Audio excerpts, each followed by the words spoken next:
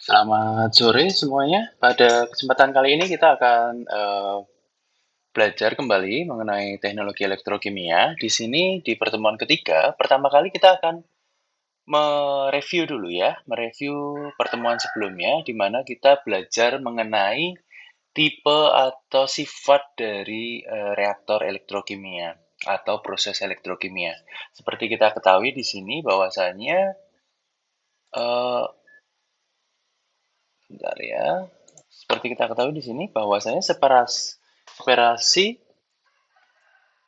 antara reaktor oksidasi dan reduksi itu ada di reaktor elektrokimia karena memang prosesnya ada proses oksidasi di anodik dan reduksi di katodik. Jadi sekali melakukan proses elektrokimia kita dapat dua reaktor sekaligus.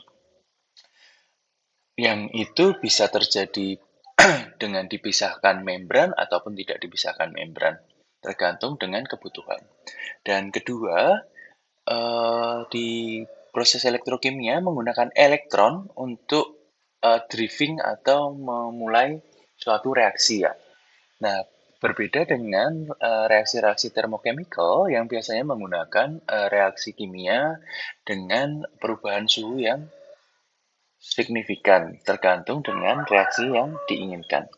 Nah, di dalam elektrokimia sendiri juga ada yang namanya Faraday's Law yang sangat terkenal untuk menghitung berapa sih kecepatan reaksi atau kecepatan pembentukan suatu komponen dalam proses elektrokimia sendiri yang nantinya akan dipelajari selanjutnya. Dan terakhir itu kita sebenarnya bisa untuk kalau orang uh, bilang itu fine tuning. Jadi fine tuning itu fine itu kita bisa dengan mudah menginginkan produk yang kita inginkan sehingga di sini dituliskan bahwasanya control of the direction and rate of direction karena memang setiap reaksi itu mempunyai karakterisasi masing-masing dengan voltase masing-masing. Nah, tetapi hal ini akan berbeda nantinya ketika kita belajar juga dengan namanya efisiensi karena dalam suatu voltage tertentu walaupun berbeda antara reaksi satu dengan yang lain tetap akan menghasilkan reaksi samping yang nantinya akan mempengaruhi efisiensi Faraday. Jadi Faraday efisiensi itu nanti akan dihitung dijelaskan di belakang. Dan seperti kita ketahui bersama bahwasanya delta G cell untuk power sink sebagai contoh elektrolisis itu lebih dari 0 dan dia thermodynamically spontaneous. Jadi dia membutuhkan yang namanya power. Makanya power itu akan mendriving atau memulai suatu reaksi itu agar terjadi. Jadi bisa dinamakan di sini thermodynamically spontaneous. Kalau delta G cell itu kurang dari 0, maka dia akan menghasilkan power source di sini. Dan thermodynamically not spontaneous. Ini akan penjelasannya akan lebih mudah ketika kita ketahui bahwasanya ketika delta G cell lebih dari 0, maka di sini E reduksi sama dengan minus. Jadi nantinya di sini akan kita tahu bahwasanya kalau yang di sini E-rate-nya itu akan lebih dari yang di sini adalah lebih dari 0, yang di sini adalah kurang dari 0. Makanya dibilang thermodynamically spontaneous. Kalau yang di sini lebih dari 0, maka dia tidak spontaneous. Begitu. Nah, pada kesempatan kali ini, di pertemuan ketiga, kita akan belajar tentang mass balance ya. Jadi, kita akan belajar mostly tentang mass balance. Kita juga sebelum kita mengarah ke situ, seperti kita ketahui kalian sudah belajar mengenai mass balance dan energi balance. Seperti kita tahu, neraca massa dan neraca energi. Di sini kita akan lihat bahwasanya kita harus mendefinisikan suatu sistem. Sistem itu apa sih? Sistem di sini didefinisikan sebagai a physical space defined by a hypothetical envelope atau kita bisa dibilangkan suatu space yang nyata yang kita tentukan berdasarkan suatu pemahaman yang dikembangkan di sini. Contoh, di sini bisa contohkan an entire electrochemical reactor atau semua bisa katoda, bisa anoda dari satu, atau cuman anode compartment, atau cathode compartment, atau cuman membran untuk masalah penghitungan difusi. Nah, itu kita define dulu sistemnya, sehingga kita ke belakang akan lebih enak bagaimana cara kita untuk menjelaskan hal tersebut. Nah, kita juga akan mendefine dulu pertama adalah quantity of interest. Jadi kita pengen apa sih yang kita ukur? Di sini kan dituliskan quantity adalah any specified measurable extensive property that is of interest. Jadi kalian pengen apa yang diukur? Bisa massa, bisa moles, bisa energi. Jadi properti ekstensif apa yang kalian inginkan? Gitu. Pertanyaannya kan jadi, is it possible to write a balance equation for temperature or for pressure? Mungkin nggak kira-kira kita menulis balance equation for temperature dan pressure? Jawabannya tidak mungkin karena ini apa? Ini intensive property, bukan extensive property ya. Kemudian kita akan bergerak ke general balance equation secara umum ya. Secara umum dituliskan di sini bahwasanya material yang masuk ke dalam suatu sistem di sini itu akan mengeluarkan suatu spesies X juga dan terjadi akumulasi di sini, bisa berkurang bisa bertambah, ya kan? Generation of X inside the system atau consumption of X inside the system. Jadi itu tergantung dari sistemnya ya, bisa bertambah bisa berkurang. Nah, dari situ kita definisikan ACC itu adalah accumulation of quantity X within the system boundary during a time period delta T. Jadi akumulasinya dalam akumulasi X dalam waktu tertentu dalam boundary system, dan in jumlah X masuk dalam sistem ketika periode tertentu, dan out juga sama, leaving the system pada periode tertentu. Dan gen ini adalah amount of quantity X generated atau yang diproduksi di dalam sistem ketika waktu tertentu tersebut, dan cons ini adalah consumption, adalah amount of quantity X consume atau convert within the system during the time. Jadi di sini akan dituliskan secara umum ya, akumulasi in system input output plus generation minus consumption. Ini yang wajar ya, kalau kondisinya steady state maka di sini akan zero seperti kita ketahui di mass balance ya. Setelah itu kita tuliskan di sini bahwasanya kita tulis the general mass balance, bisa kita tuliskan di sini.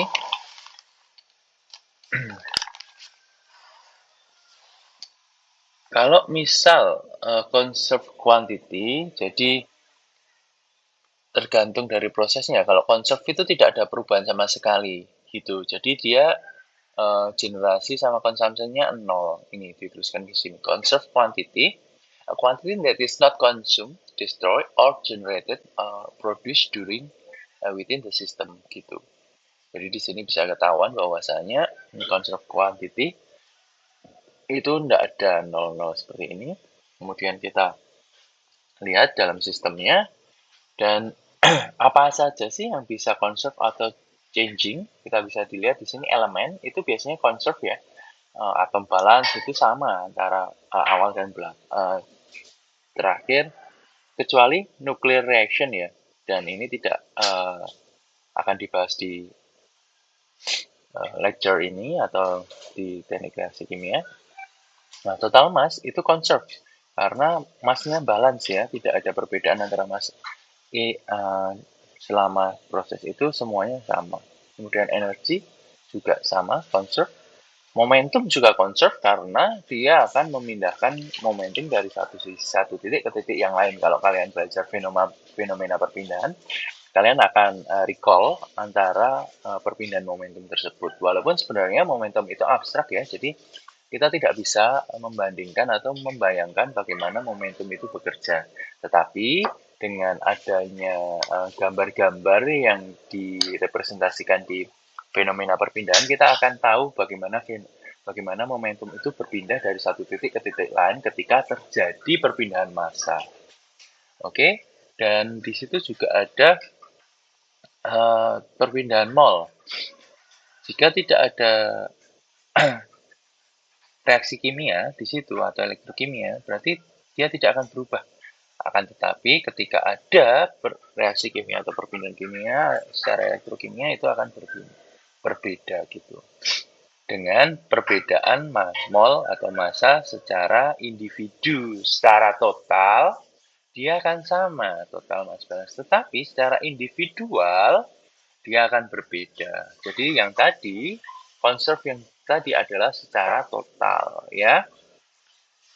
Kemudian di sini kita akan langsung ke contoh. Di sini kita lihat differential material balance on the PEM H2 full cell. Jadi di sini kita bisa lihat untuk H2 full cell ya. Bisa kita lihat bahwasanya ada in, out, ada juga anode, cathode. Di sini ada perpindahan H+, ada PEM, proton exchange membrane. Di sini ada H2 out. Di sini O2 in, ada O2 out ditambah H2O out di sini. Karena apa? Di anoda reaksinya jelas, anoda 2H2 menjadi 4H plus 4E minus. Nah, kalau di katoda O2 jadi H2O di sini. Secara full cell, maka ini akan kita lihat O2 plus 2H2 itu akan menjadi 2H2O. Itu ya. Nah, kalau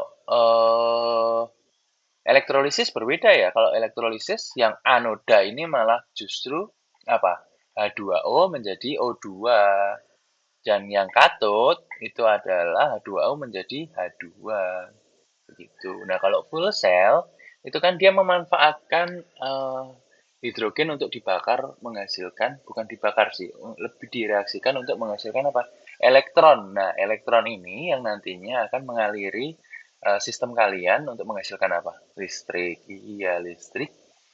Ya, di sini bisa kita lihat bahwasanya dengan differential mole balance on the reactant or product species yang changing ya, yang berubah. Jadi spesifik ya, spesifik antara reactant atau produk cross the system boundary. Jadi secara sistemnya kita pilih cross the system boundary. Jadi H2 di sini dituliskan DNH2 per dt, secara sistem anode itu akan dituliskan NH2 in dikurangi NH2 out dikurangi NH2A cross. Ya toh? Nah, setelah itu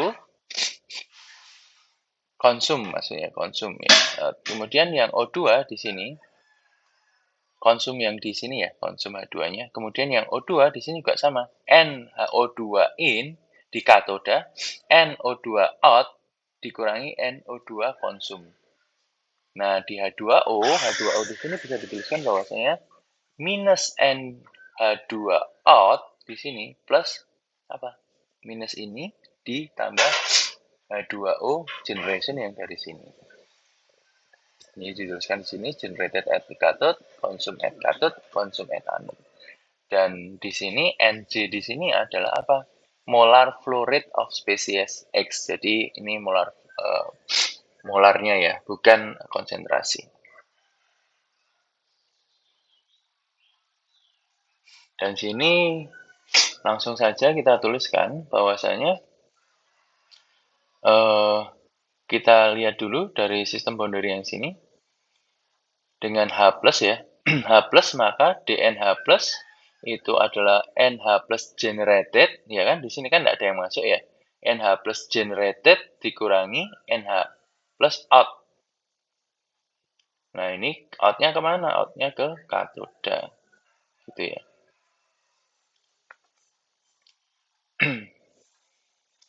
Di sini dituliskan anoda.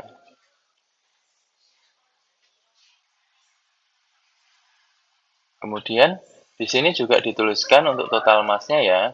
Total massnya dm tot total dibagi dt itu bisa dituliskan n total in dikurang n total out. N total ini apa? 2 in plus MO2 in, M total outnya MH2 ini ditambah ini ya. Dan secara sistem dituliskan seperti ini.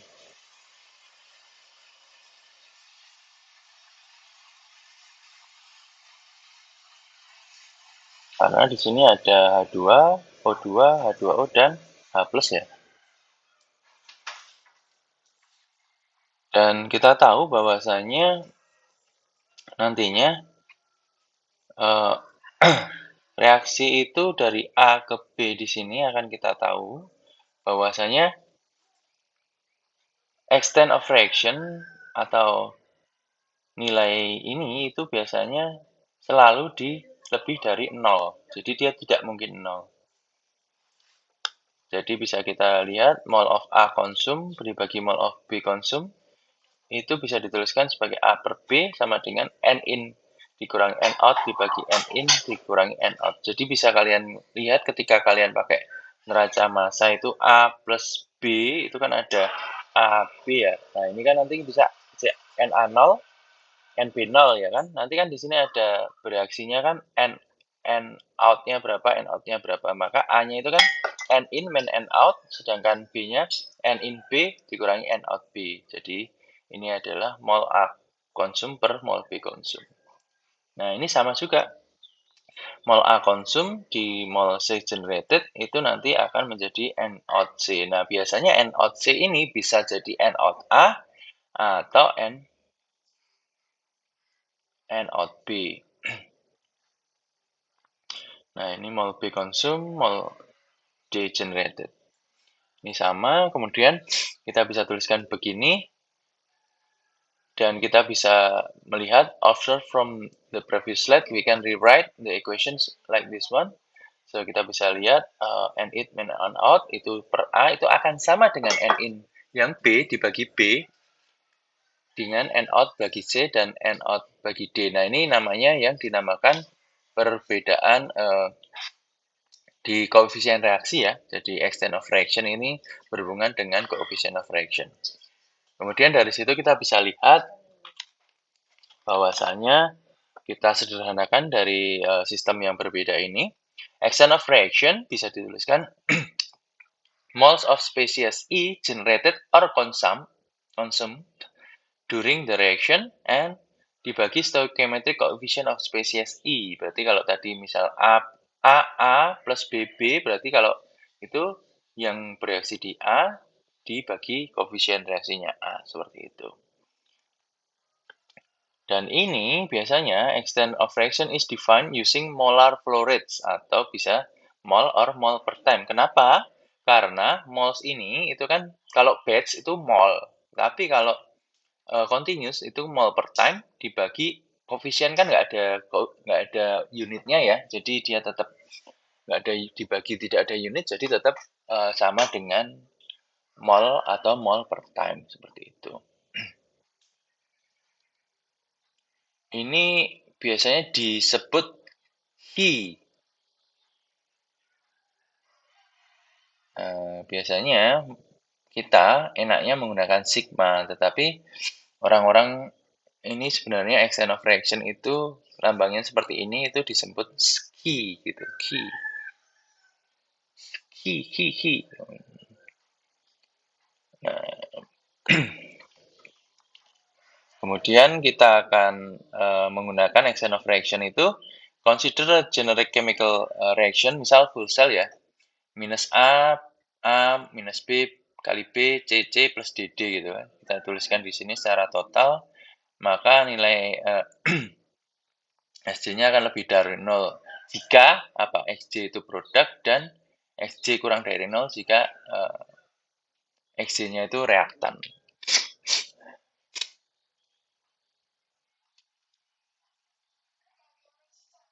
Nah, kita bisa ketahui di sini extent of reaction N out min N in dibagi Sj. Jadi Sj ini koefisien ya, koefisien reaksi di sini. Lihat Sj itu ini, koefisien reaksi. Jadi Sj-nya itu lebih dari 0 kalau produk. Nah, itu positif. Kalau kurang dari 0 itu kalau reaktan. Makanya ini minus-minus ya, minus-minus ini plus-plus karena produk dan reaktan. Kemudian kita bisa ketahui di sini bahwasanya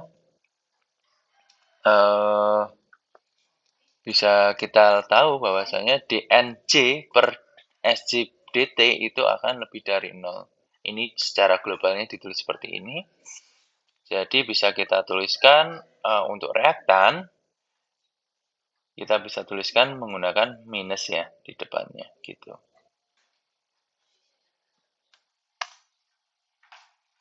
Dan nilainya pasti lebih dari 0 gitu. Ayo kita coba di sini untuk penghitungan ya. Untuk penghitungan kita coba bahwasanya mole balance-nya di sini dituliskan Sj kali extent of reaction. Dari generation or consumption itu akan dituliskan sebagai reaksi ini. Dan bisa dituliskan secara integral, bahkan di sini delta NJ, NJ in min NJ out ditambah Sj kali extent of reaction. Nah, di sini bisa kita hubungkan antara extent of reaction tadi dengan Faraday's law ya. Seperti kita ketahui bahwasanya Faraday's law itu menjembatani koneksi antara quantity of electric charge, jadi seberapa banyak energi listrik yang digunakan untuk mereaksikan atau menghasilkan atau mereaksikan suatu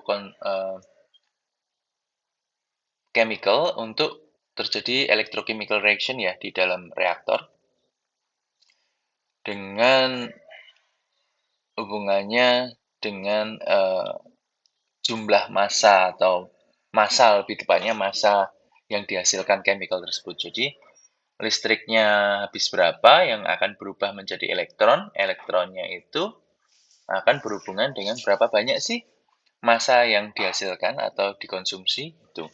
Faraday's law lebih cenderung seperti itu ya penjelasannya. Kemudian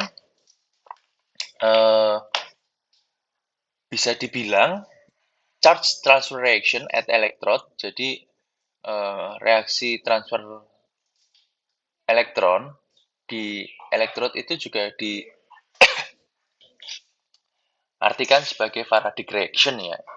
Jadi karena tadi adanya elektron transfer yang bisa mendriven atau memulai suatu reaksi kimia.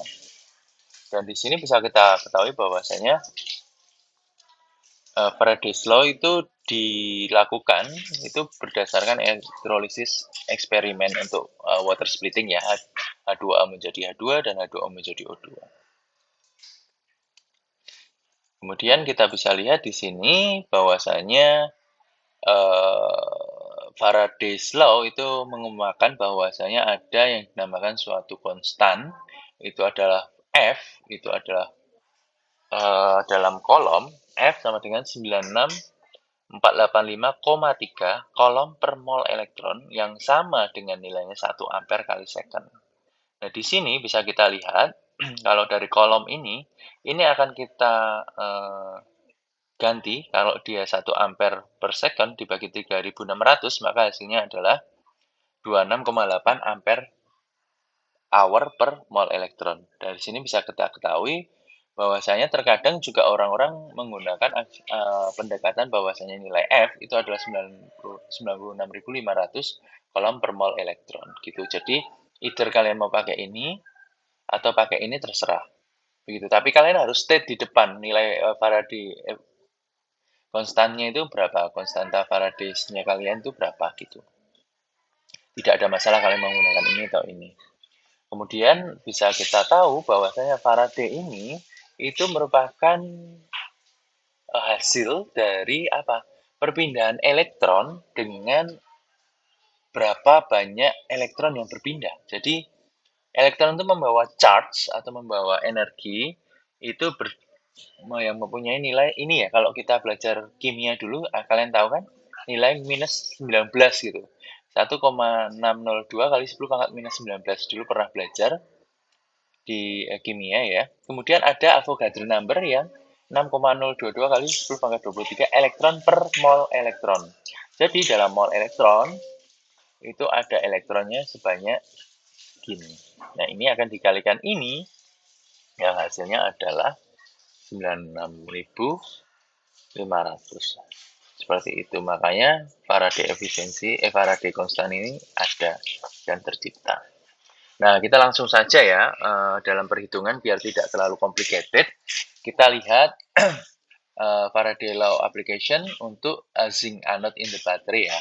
Kita bisa lihat di sini untuk anode reaction dia bisa Zn menjadi Zn2 plus 2 elektron minus. Nah, di anode ini akan menggunakan 1 mol Zn. 1 mol Zn itu adalah 65,4 gram. Kenapa? Karena dikalikan aja 1 mol kali AR-nya Zn, 65,4 akan menghasilkan 65,4 dan akan menghasilkan 1 mol Zn2 plus sama 65,4 dan 2 elektron charge di situ.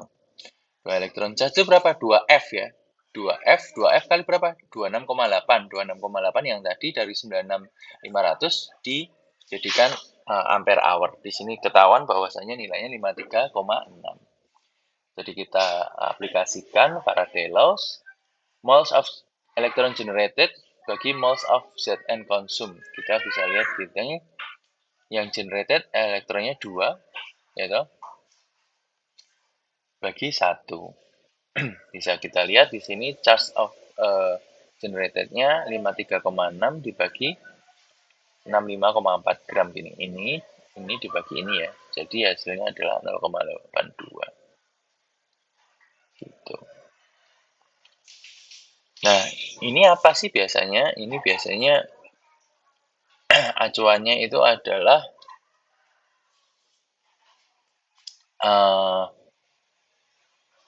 kebutuhan zinc untuk menghasilkan listrik sebanyak ini. Jadi dia butuhnya menghasilkan dalam per gramnya menghasilkan 0,82 ampere hour per gram zinc konsum. Nah, sekarang dibalik pertanyaannya. Sekarang berapa sih yang zinc yang dibutuhkan ketika kita pengen 2 ampere dalam waktu 3 jam gitu ya, dalam waktu 3 jam. Dengan seperti itu berarti tinggal dikalikan aja 2 kali 3 ya toh dibagi MZN sama dengan 0,82 gitu. Karena kita cuma butuh apa? 2 ampere kali 3 jam. 2 kali 3 ya toh 2 kali 3 bagi MZN sama dengan 0,82 karena ini sudah pasti ya secara teoritis gitu. 0,82 maka MZN-nya ini dipindah ke sini 2 kali 3 dibagi 0,82 maka massa Zn-nya cuma butuh 7,32 gram, ya kan? Karena apa? Cuma butuh 6 ampere hour gitu. Nah, tapi perlu diketahui bahwasanya perhitungan ini menggunakan 100% Faraday efisiensi ya. Jadi 100% Faraday efisiensi sehingga tidak ada current atau charge yang digunakan untuk proses yang lain seperti itu. Nah, selanjutnya di sini bisa kita lihat untuk Faraday efisiensi perhitungannya menggunakan tambahan Faraday efisiensi yang nilainya antara 0 dan 1 ya. Nah, bisa kita lihat di sini 1 mol Zn 65,4 dan di sini tidak ada charge-nya IF 53,6 ya kan, tapi ada apa? Ada Faraday efisiensi di sini. Nah, Faraday efisiensi ini akan dapat dihitung ketika performa di lapangan ya. Ketika kita sudah eksperimen, nanti bisa ketahuan bahwasanya berapa sih nilai Faraday efisiensi yang biasanya kalian jumpai di beberapa literatur akan kita lihat bahwasanya Faraday efisiensi itu akan tertentu seperti itu. Nah, oke, seperti kita ketahui di sini. Nah, Faraday efisiensi itu sebenarnya apa sih? Faraday efisiensi itu lebih ke ini sih. Jadi dalam suatu reaksi, seperti saya tadi bilang, ada yang namanya reaksi utama dan ada yang namanya reaksi samping. Nah, reaksi utama itu yang akan dihitung seberapa banyak massa yang dihasilkan untuk reaksi utama dalam perpindahan charge elektron itu dibandingkan dengan total reaksian. Total reaksi itu berarti apa? Reaksi tambahannya dan reaksi utamanya. Nah, ini sebagai contoh di sini untuk IA atau ampere yang arus yang dialirkan ke dalam anoda kompartemen atau reaktor anoda akan menghasilkan reaksi ini dengan secara total 0 sama dengan, kan ini diambil dari reaksi rumus ini ya, 0 sama dengan minus Zn ditambah Zn2 plus ditambah 2 elektron. Karena minus apa tadi? Koefisien of reaksinya kan 1 kan, minus 1 Zn plus di sini positif karena produk, ini juga 2 elektron gitu. Nah, itu bisa dilihat N kali F dibagi S kali J. Ini extent of reaction, ya toh? Bisa dibilang charge transfernya IA dt per dNj gitu. Ini bisa kita lihat bahwasanya kalau kita arrange dari sini, kita arrange dn-nya itu naik ya, dn-nya naik, nf-nya turun, ya kan, dt-nya turun, maka dia akan menjadi IA per nf gitu. Nah, IA ini itu nanti akan dibagi lagi, IA untuk reaksi A, IA untuk reaksi B itu akan berbeda, yang akan mempengaruhi nilai paradigma efisiensinya gitu. Jadi bisa dilihat di sini sebagai contoh tadi DZN minus 1 ya, karena dia apa? Reaktan sama dengan DN ZN2 plus bagi 1 DT karena reaksinya koefisiennya 1 sama dengan IA per 2F. Itu adalah extent of reaction-nya sama. Dan bisa dituliskan secara general seperti ini. Dan kalau di katoda terjadi reaksi oksigen akan berubah menjadi 4OH- juga sama. 0 sama dengan minus O2 minus 2H2O minus 4 elektron ditambah 4OH- gitu. Jadi akan seperti ini. Charge transfernya IF-nya sama dengan 1 masih.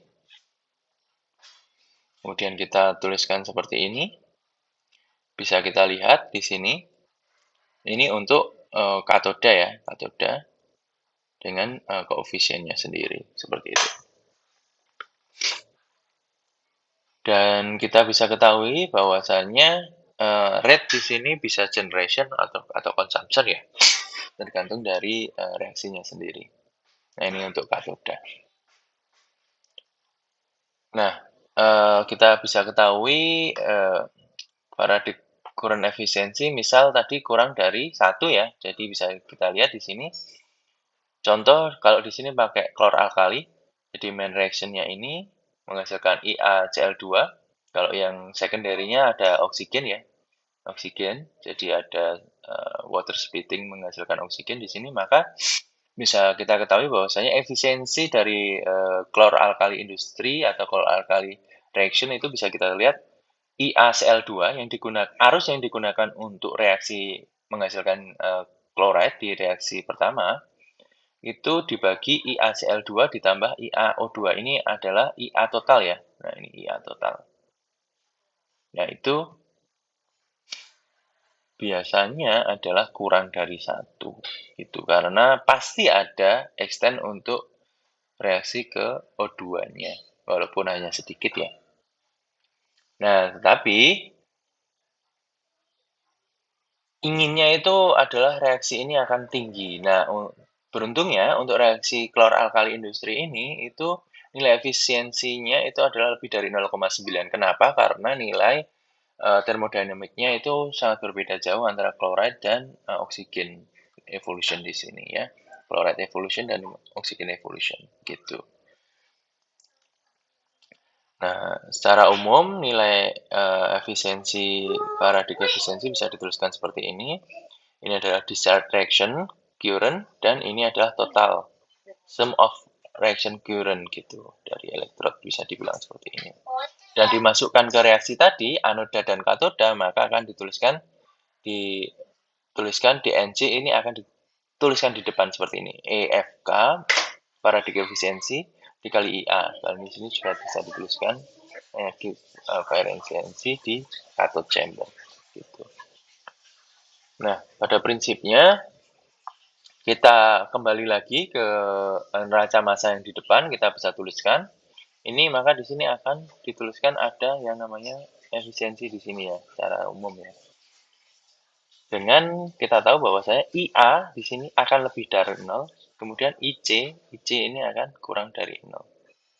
Sebagai sign of convection di sini makanya ini minus, ini tidak ada. Gitu.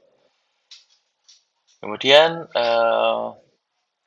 ada tambahan di sini kita akan belajar untuk equilibrium potensial. Jadi tadi kan sudah belajar masalah Faraday's law ya. Di sini kita akan belajar equilibrium potensial. Bisa kita ketahui bahwasanya secara standar potensial itu bisa ketahuan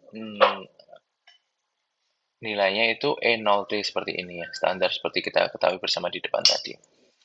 Dan equilibrium itu biasanya reversible ya potensial pada berbagai potensial tapi dan tidak standar kondisinya itu dituliskan sebagai equilibrium T gitu. Tapi nolnya ini dia ada, kalau nol ini kan pada kondisi yang standar juga. Kalau ini kondisinya non standar dituliskan sebagai equilibrium T seperti ini. Nah, ini dituliskan non standar means activity at least one species interaction tidak sama dengan satu aktivitasnya. Dan biasanya ini terjadi pada reaksi-reaksi eksperimental gitu.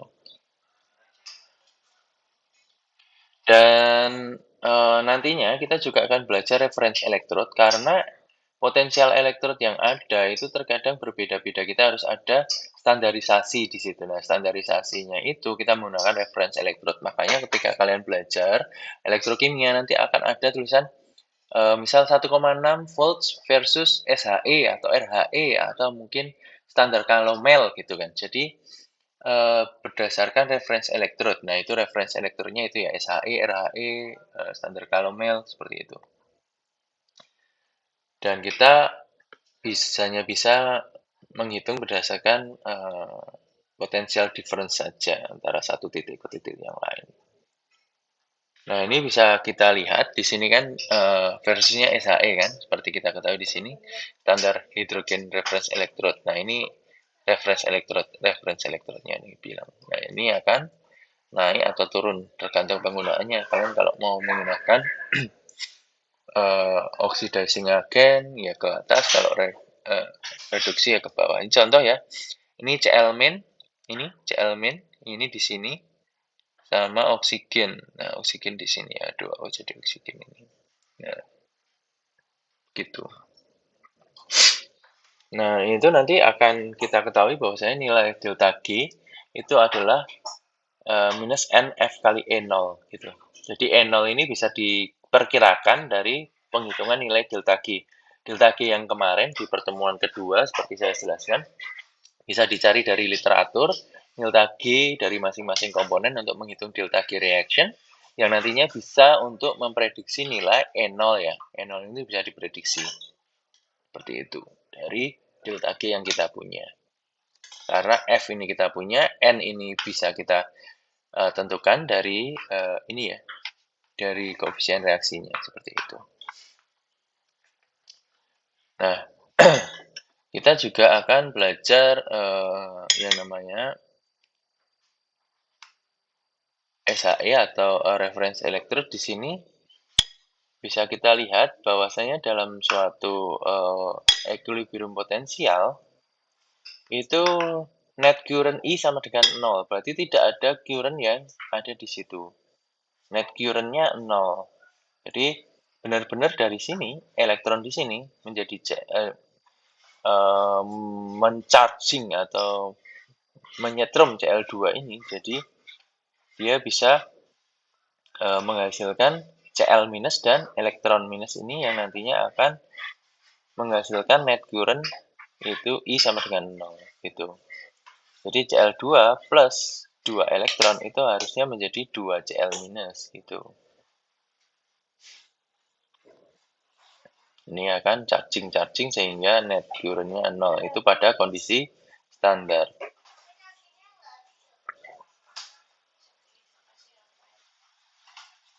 Kemudian di sini bisa kita ketahui bahwasanya pada operating under current load atau positif potensial, dia akan bergerak untuk elektronnya dan ke charge seperti itu.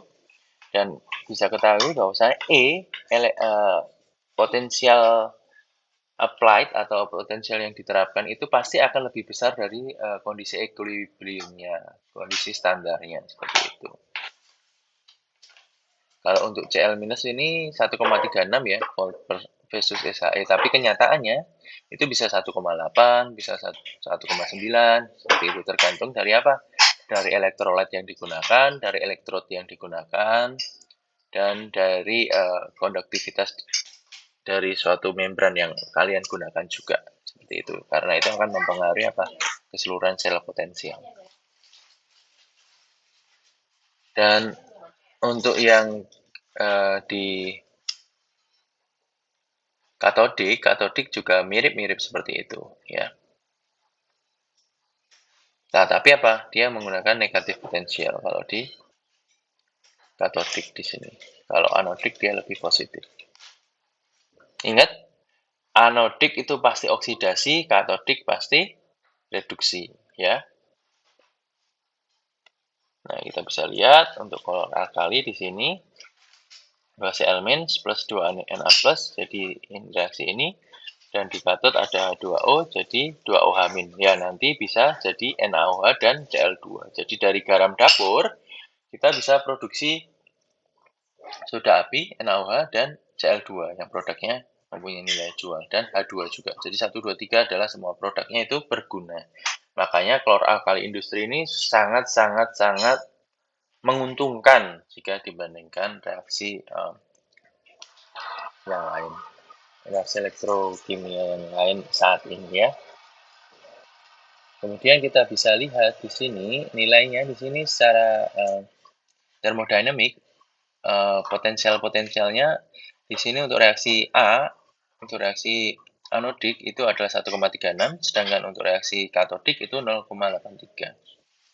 Dan secara total itu akan bisa dilihat bahwasanya reaksinya katot min anod maka minus 0,83 dikurangi 1,36 makanya minus 2,19. Nah, ini kembali lagi. Kalau ini minus 2,19 volt, berarti dia apa? Kembali ke delta G, maka delta G-nya akan lebih dari 0. Kalau delta G-nya lebih dari 0, itu apa? Delta G-nya lebih dari 0, kita balik ya.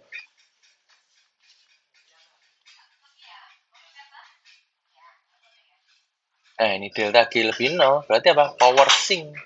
Dia thermodynamically spontaneous. Karena apa? Delta E-nya, E-cell-nya itu akan kurang dari 0. Makanya dia spontaneous. Yang seperti saya tadi bilang ya, delta G-nya lebih dari 0, E-nya maka kurang dari 0, maka thermodynamically spontaneous. Seperti itu.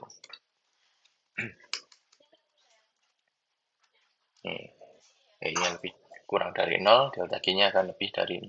Seperti itu ya. Karena apa tadi? Ini ya, E0 ini ada minusnya. Kalau di sini delta G-nya minus, berarti di sini E-nya pasti positif. Kalau di sini positif, otomatis di sini negatif juga. Seperti itu. Kalau di sini minus, ini akan menghilangkan ya. Kalau ini minus delta G, ini akan menghilangkan E-nya pasti positif. Kalau di sini positif, berarti E-nya pasti negatif. Oke? Makanya tadi spontaneous, thermodynamic dan non-spontaneous. Dan bisa kita ketahui di sini bahwasanya double arrow di sini menunjukkan apa? Menunjukkan electrochemical equilibrium ya. Jadi pada kondisi tidak terjadi current load atau tidak di charge itu akan terjadi reaksi yang seperti ini.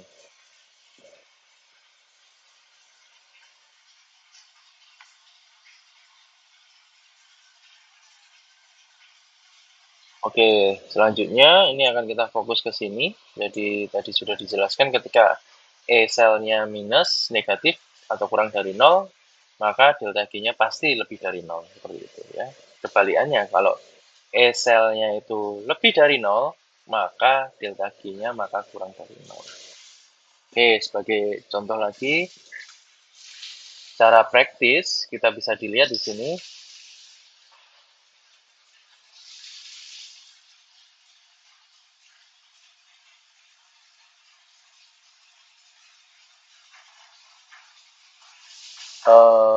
Kita lihat di sini bahwasanya current untuk for alkali industri ini seharusnya lebih dari 2,19 dari nilai equilibriumnya. Jadi ketika kita melakukan reaksi, itu tadi kan dituliskan dibutuhkan 2,19 volt ya, tetapi kenyataannya itu nanti akan lebih dari 2,19 karena apa? Karena memang kondisinya tidak standar.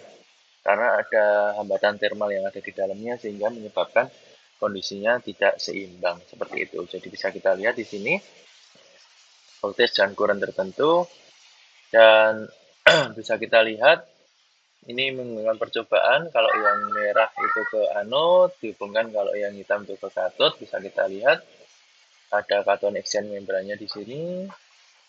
Ini dari NaCl, NaOH nanti akan menghasilkan Cl2 dan NaOH yang lebih pekat seperti itu.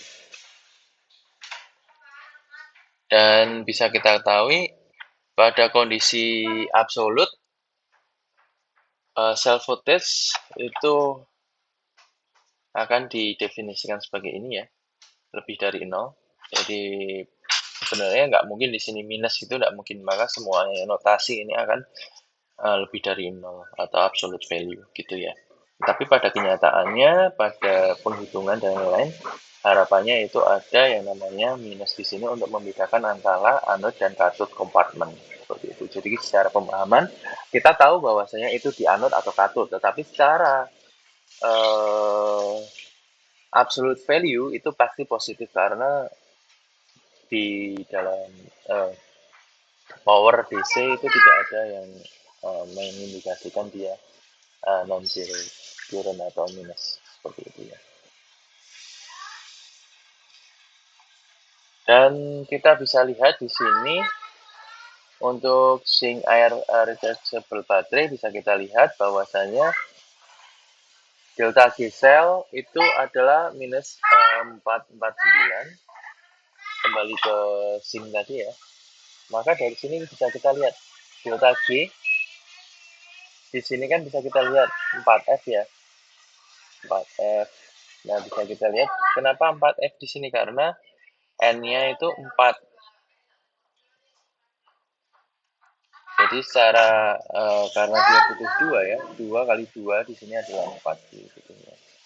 4 charge, 4F di sini gitu. Jadi 4 di sini bisa kita lihat 1/16 voltage. Jadi bisa ditulis 1,16. Dan kalau di standar elektrod potensial bisa kita lihat anode itu minus 0,76, di sini juga 0,4 dan bisa clock ya. Ini kurang ini 1,16 volt. Seperti itu.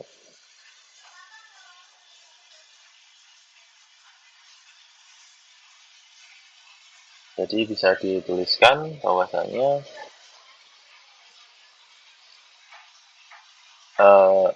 nilai ini sama antara option A dan option B penghitungannya. Bisa dari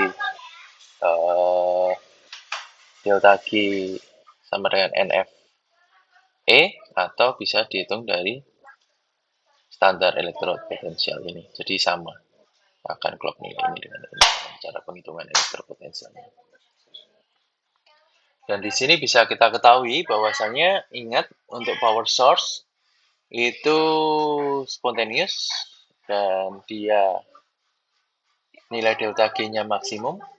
Kalau power sink itu akan delta G-nya minimum secara termodinamik ya, karena seperti saya jelaskan sebelumnya tidak mungkin untuk energi baterai itu melebihi dari standarnya. Kalau power source tidak mungkin dia juga menghasilkan produk yang lebih dari standarnya seperti itu. Mirip ya, jadi tidak mungkin menghasilkan energi listrik yang lebih dari standarnya untuk power sink. Jadi kalau kalian menemukan suatu paper yang mengatakan dia melebihi standar secara termodinamik, itu agak aneh gitu. Jadi harus pintar-pintar untuk melihat jurnal, beberapa jurnalnya. Terus kita bisa ketahui bahwasannya secara current and potential grafik seperti kita ketahui, ini ada yang dinamakan kurva yang sangat famous ya. Kurva ini yang biasanya digunakan untuk CV dan cyclic voltammetry dan linear voltammetry seperti ini. Ampere dan voltage seperti ini. Ini akan menghasilkan suatu grafik seperti ini ya. Ini banyak digunakan untuk beberapa water splitting proses ataupun untuk mengkuantifikasi sistem kita apakah bagus atau tidak. Ini banyak digunakan juga. Yang nantinya akan belajar di Nernst equation untuk persamaan dalam mengevaluasi grafik I dan potensial, ya. Arus dan potensial seperti ini. Nah, kalau untuk masalah baterai itu biasanya menggunakan polarisasi curve. Di sini adalah baterai ini discharge ya, baterai discharge seperti ini antara I dan voltage. Semakin lama atau semakin banyak ampere yang digunakan, maka voltage-nya semakin turun ya. Yes, drastis. Berbeda ketika charging juga I-nya semakin tinggi, maka voltage-nya langsung juga akan lebih tinggi. Yes, seperti ini. Eksponensial. Waktu kita mengisi baterai seperti HP kalian misal. Kalau kalian menggunakan 2 ampere sama 3 ampere, voltage-nya atau hasilnya nanti akan berbeda. Tuh, jadi kalau ampernya lebih tinggi maka akan lebih panas juga. Kenapa? Karena kan energinya tidak semuanya ke ini ya, ke baterai kalian, karena ada sebagian yang terbuang ke energi panas. Jadi pasti akan lebih voltage-nya lebih tinggi juga. Nah, ini untuk efisiensi di baterai ya. I discharge kali delta cell I discharge kali T discharge dibagi I charge dibagi delta cell E charge dibagi T charge. Jadi ini bisa dibilang power delivered, power received dikali T ya, waktunya itu akan kurang dari 0. Jadi bisa dilihat untuk efisiensi atau paradigma efisiensi untuk rechargeable baterai itu efisiensinya seperti ini. Kalau kalian nanti akan bergerak di bidang baterai. Nah, ini contoh-contoh baterai cycle 1, cycle 2, cycle 300 lama-lama akan apa? Akan turun ya. Kenapa? Karena kemampuan baterai semakin lama akan semakin menurun. Jadi semakin lama dia akan menurun secara voltage-nya dan lama-lama mati ya. Seperti itu. Kemudian bisa kita lihat di sini ini ada juga charge karakteristik menggunakan suatu grafik ketika charging time-nya semakin lama, current-nya semakin berkurang, kemudian voltage-nya juga akan semakin berkurang di sini ketika sudah penuh ya. Kapasitinya akan mendekati penuh kan waktu charging. Nah, ini sudah penuh, maka charge-nya voltage-nya akan tetap. Ketika kalian ngecas HP, semakin lama panas, semakin lama akan udah full, dia nggak akan panas lagi karena udah konstan. Seperti itu. Current juga sama. Semakin lama full konstan, kalau udah mendekati, dia pelan-pelan supaya baterai isi penuh. Seperti itu. Nah, ini rechargeable baterai. Kalau ini vanadium redox ya, flow baterai yang kemarin saya jelaskan juga di sini. Menggunakan pompanya sangat kecil sehingga masih bisa digunakan, bisa diambil dari DC power untuk menghidupkan pompa, tidak seberapa, dan mereka bisa muter-muter gitu. Dan ini current-nya charging, discharge, charging, discharge, charging, discharge seperti itu. Dan cukup sekian untuk kuliah dari kali ini. Di sini bisa kita lihat bahwasannya contoh-contoh pengaplikasian antara paradigma efisiensi dan lain dapat untuk menunjang kinerja atau mengevaluasi kinerja dari reaksi-reaksi elektrokimia yang akan kita lakukan atau mungkin kita evaluasi menggunakan literatur review. Begitu, sekian dari saya untuk kuliah hari ini. Kurang lebihnya mohon maaf dan semoga bermanfaat ilmunya. Terima kasih.